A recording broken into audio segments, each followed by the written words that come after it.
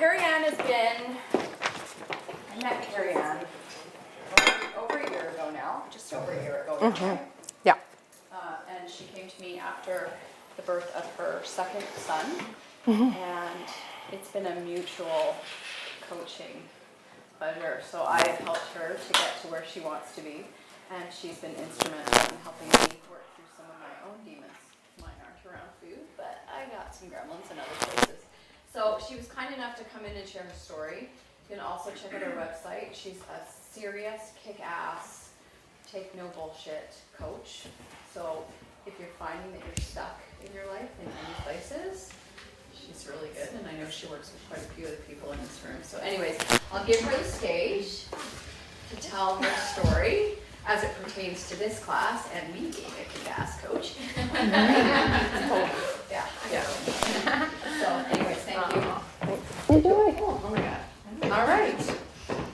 So you're gonna love this because I was trying to think of. I mean, you're gonna love this, Lisa, because and you all may like it as well. But I was trying to think of what the E program meant to me, and I was thinking it was like my platform, my gateway, and my reentry. And then I realized you're like my bacon. You're like my gateway meat, which is so funny. Like a vegetarian's gateway meat. Because I felt like as soon as I started taking this course, it was like I wanted more, and it set me off into this new life that I had, which was to grab the reins, get back in the driver's seat of my own life, and start doing new and different things that served me and what I wanted to do with my life. And the first step was learning how to eat. And I remember saying to Lisa, I knew how to lose weight. I was probably 50 pounds overweight when we met the first time. I was over 200 pounds. And I was kind of devastated in my own life. Just how did I get here and all the stuff that comes with that. And I'd already learned how to lose weight before. And I was a real doer. Tell me what to do and I'll lose the weight. Not a problem, but there was obviously some underlying symptom that kept me going back and wanting to go. And again, I have to go back and do this thing again. And it was my Band-Aid approach.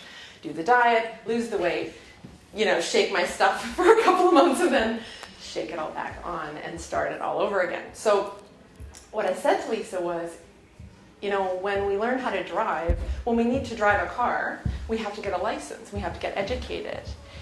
And I said, it just boggles my mind that there's no education around how we feed our bodies. And I was really annoyed with the whole industry, the eating industry of like no carbs and bacon makes you healthy. I actually read that one the other day. I don't know if anybody saw that bacon apparently is good for you now.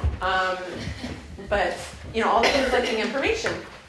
And I said, I'm just done. I don't know what to believe anymore. And I just want a course that is educational. Just give me the information and let me do something with it.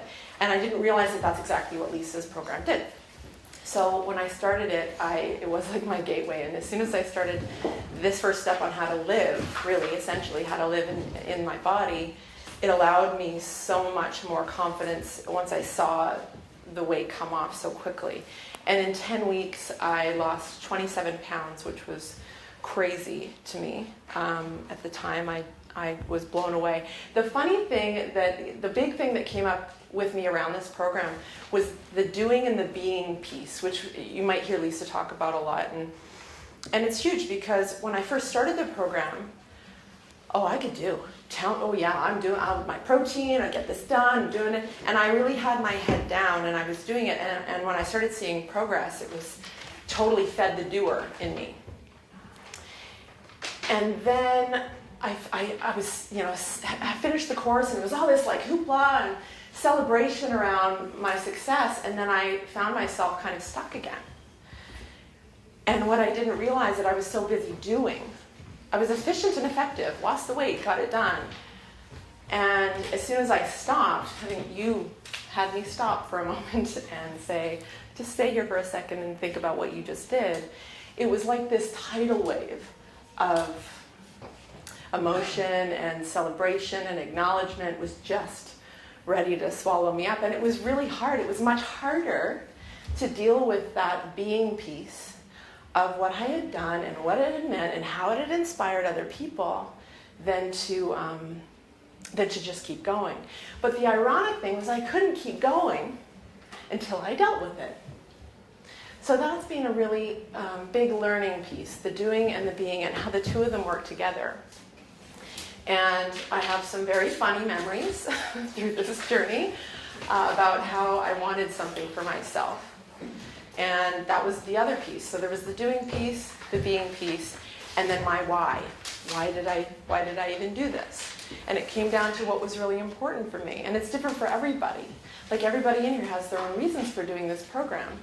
And getting real about my expectations and what I wanted and how bad did I want it. And so that fueled my doing because I really wanted out of where I was. So bad that I saw myself doing things like I went for a run, I started moving my body, which was a big deal because I hadn't really moved it for many years. And one day I was like, right, we're going to go for a walk. My husband's got the stroller and our 3-month-old, I guess it was at the time. And my 3-year-old decides they were going to walk and I was going to go off and run and meet up with them later. So I was going to have my cake and eat it too. And sure enough, the 3-year-old decides to freak out. And for the first time, you have separation anxiety. I want to run with Mama. And here we go, right? Oh, well, I can't get what I want, and fine, I'll, like that choice you have.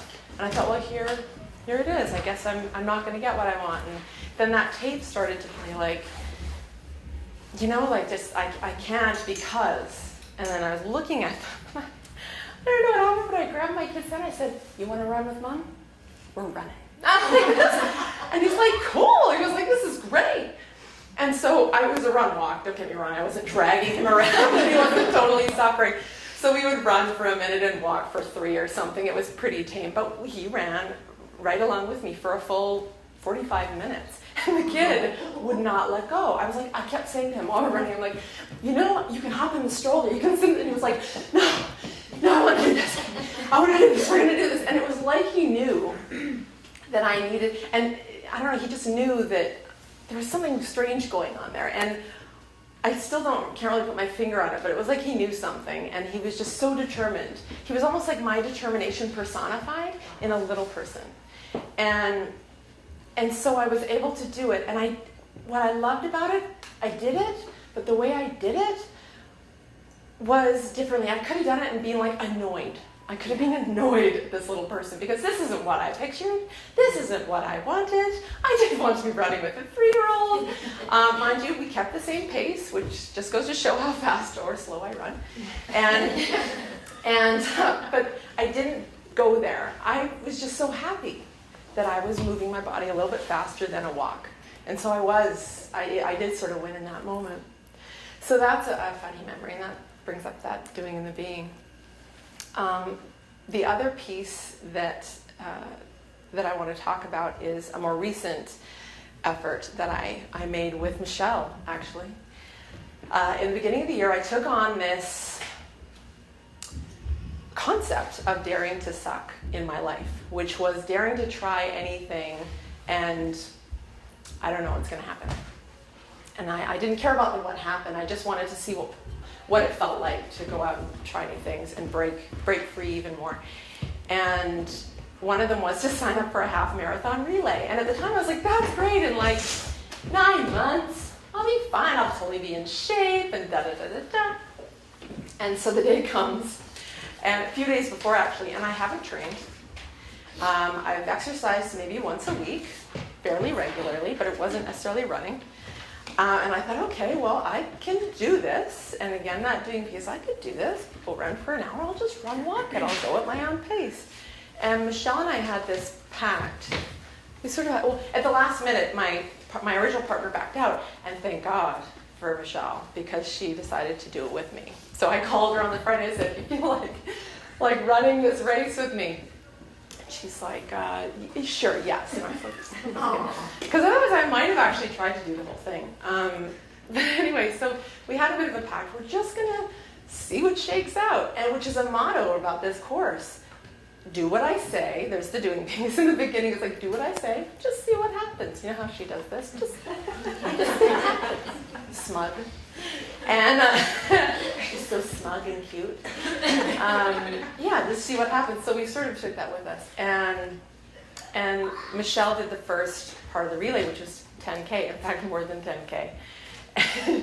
And I remember, sort of grabbing the relay. It wasn't necessarily like a baton, but that baton had been passed, and I was off and running. And as soon as I started to move my body, I thought, oh my God, I'm really doing this. I'm in it now. So how am I going to do this? And I was like, you know what? This isn't about the doing piece, because I'm not a runner. I was never a runner. My body was not meant to run. But I knew I could physically do it. So I started to just experience what it was like to be in the race. And all of a sudden, it was like I was born into the moment where I had this awareness about what was happening around me. While I was moving my body, I ran the whole race. Not very fast, not very slow, but I ran the whole race.